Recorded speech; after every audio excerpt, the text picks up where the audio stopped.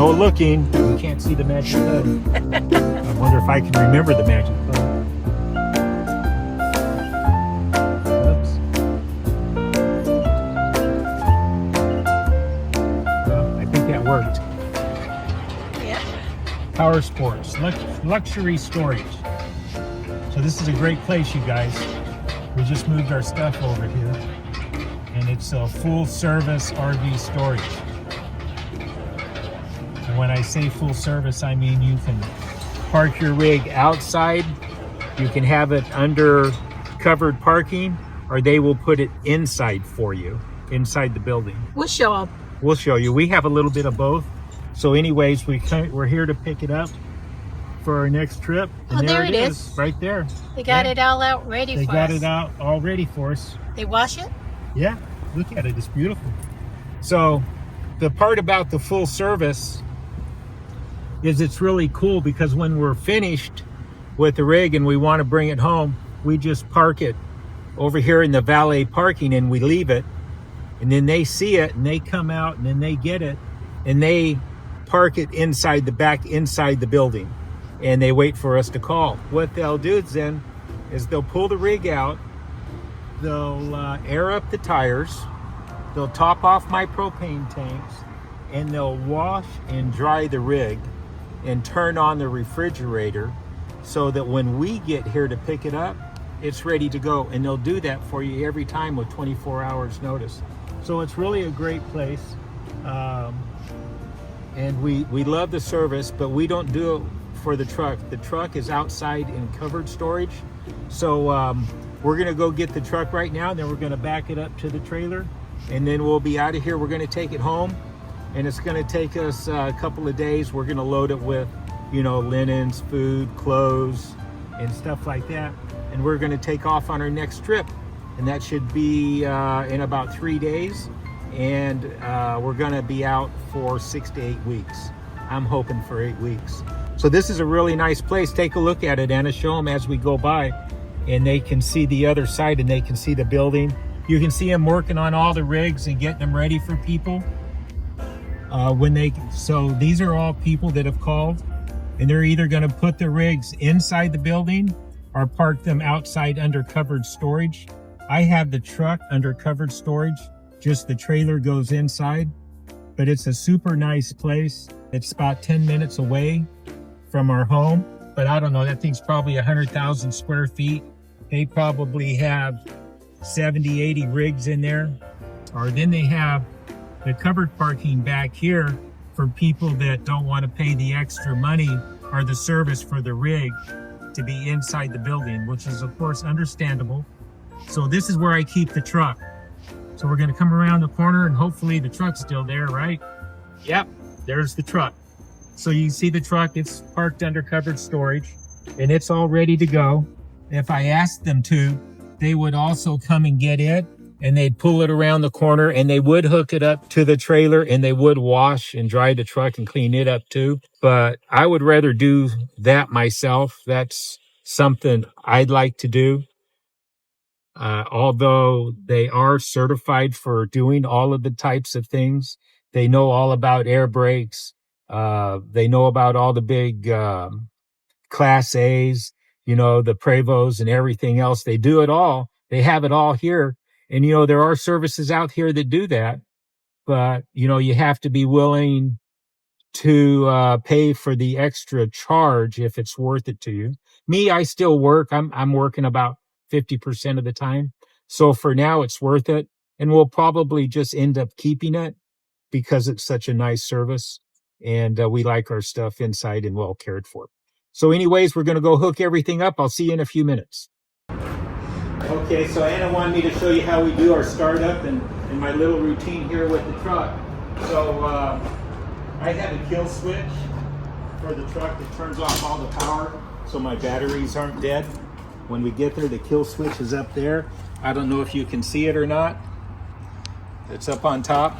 So I just kind of reach in and turn it on. And that's just, you know, some of my supplies. This is a torque wrench, and these are road flares. And then I have my Valet air compressor, and this is a jump start for a battery. You know, just your, and this is all my flat tire stuff.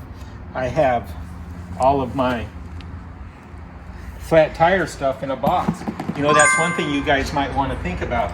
You get on the road and you think, okay, I got all the tools to change a tire on my trailer. And of course you probably do. But until you've gone out and you've actually done it, you don't really know what you need. And so I keep everything in this box. I keep my vest. Anna has her vest in there. You know, the bright green vest so that people don't run over us while we're out on the road changing the tire. I have all of my extensions, all of my sockets.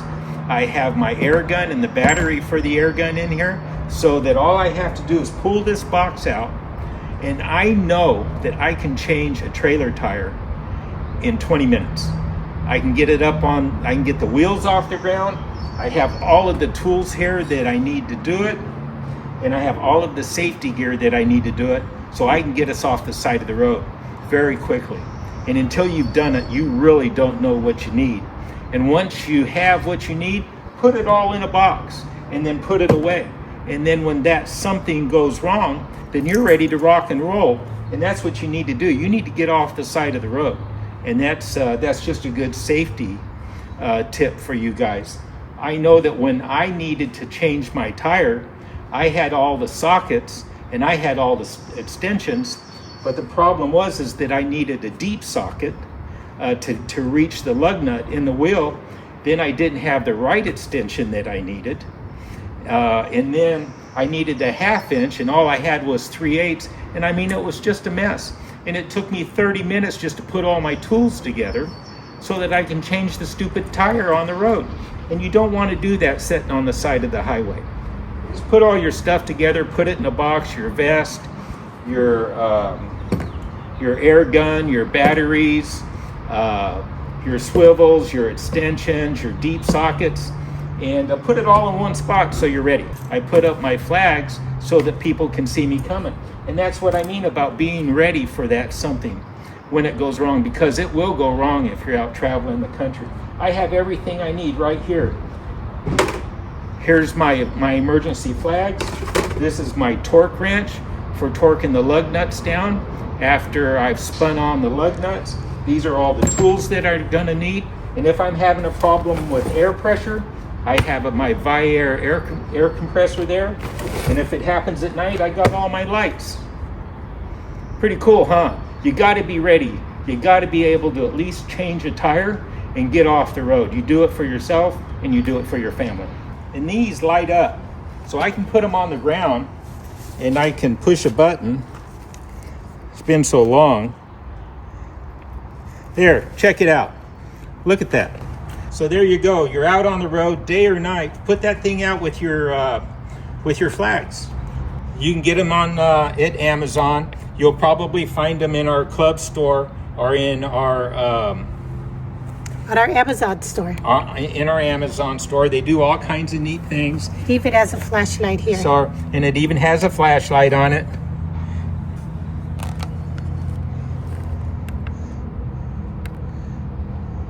So that's something you might want to think about. There you go. There's your flashlight. And I've never had to use them yet, but they're ready to go. Also, at the beginning of every year, and this is the beginning of our year, we're going to hit the road. I charge up all of my batteries for all of my air wrenches and all of my tools. So I make sure I got a full charge on everything. And then I change all the battery sensors in our TPMS so that won't be a problem. And it's just trying to get as ready as I possibly can. These are all tips that you'll really appreciate when that something goes wrong. So have it all in one spot. You can see all my tire stuff is right here, because I don't want to be running around looking for it at 10 o'clock at night with it raining and trucks passing me doing 70, 80 miles an hour, 4, 5, 6 feet away from me. I can get out of there quick. Can I call somebody to come out and do it? Yeah, but that's going to take a couple hours. Some things you just need to do yourself. We're going to unlock the bad boy.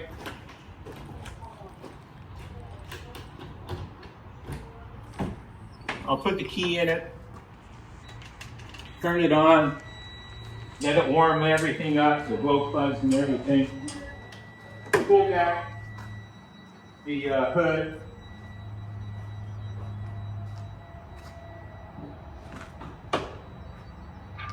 And I want to check a few things out.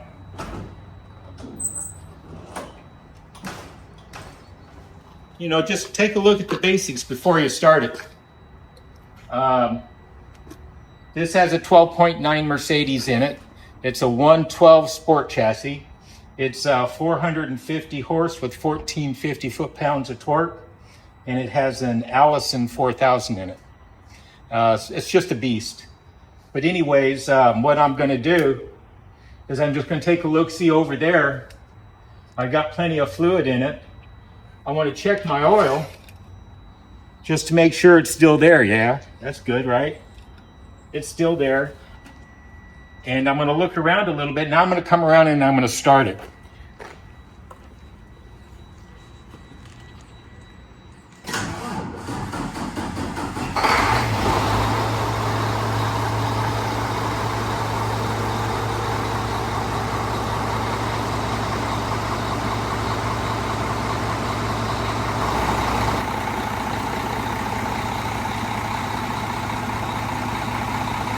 Checking my steering mechanism, I want to make sure that there's no slack in it. I take a look at my slack adjuster for my air brake.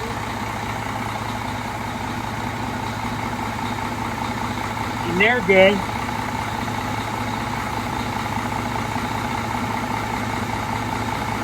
Then I check my fuel filters. I want to make sure I'm not leaking any fuel.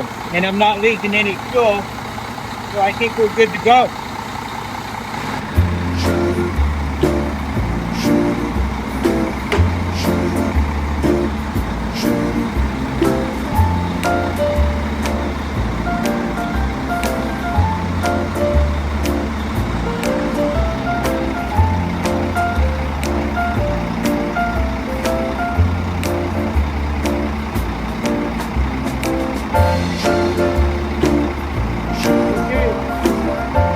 Go get the trailer and hook it up now.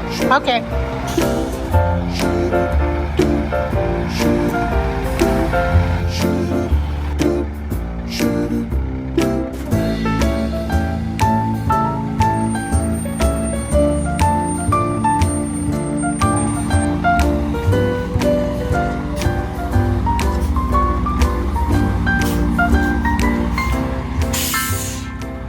Okay, so you can see we're all set up here now and we're ready to back up underneath the trailer and get it hooked up. I've disengaged the hitch on the fifth wheel, so it should slip and lock in okay. Anna's going to make the necessary adjustments on the height of the trailer and motion me back, and then I'll back up underneath the hitch when she's happy and it should lock in. And remember what I always say and a lot of other people always say, slow is pro. Back up nice and easy. The easier you hit it, the better off you're going to be. And that just goes without saying. So anyways, let's go ahead and we'll go up to this next step now.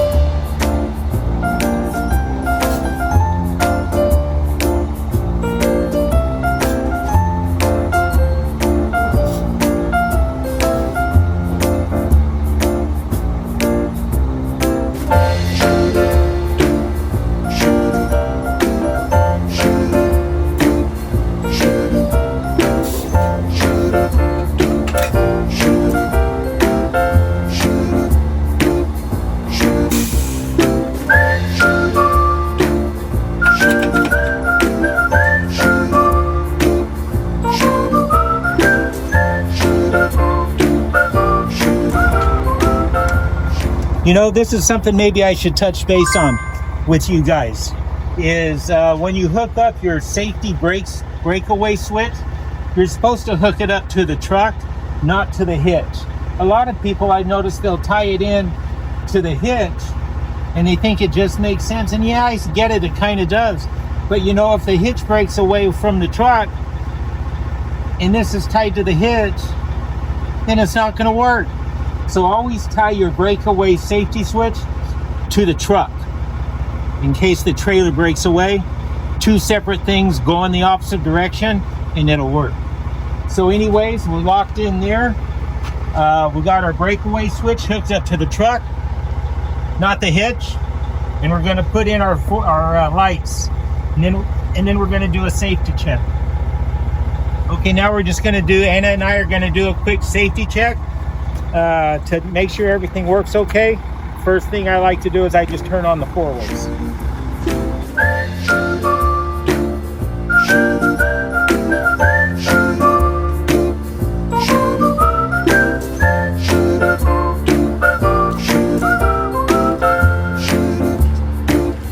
Okay, the lights are working okay. The awning covers are in all the way. The slides are closed all the way. The compartments are closed. The tires were aired up. That's part of the service here. I told them to put 125 pounds in. That's max, cold. And that's what they have. I always run max in the summertime because I want the tires to run cooler while we're on the road. You know, you're out there on the road and it's 120 degrees. If I leave with 110 pounds of pressure, then there's more tire on the road, less, more heat, and you're more apt to have a blowout because of the heat. So summertime, I always max them out first thing in the morning and then let them do what they want to do after that. You have a little less tire on the road, so it runs a little cooler. The compromise is a little less tire, so maybe a little hard to stop because you have a little less tire on the road because they're inflated to their maximum allowable pressure. But I'd rather be there in the summertime with less tire on the road and a cooler tire. I think that's just my way. That's how I roll. But, you know, everybody makes their own rules and you make your own call. So let's get out of here.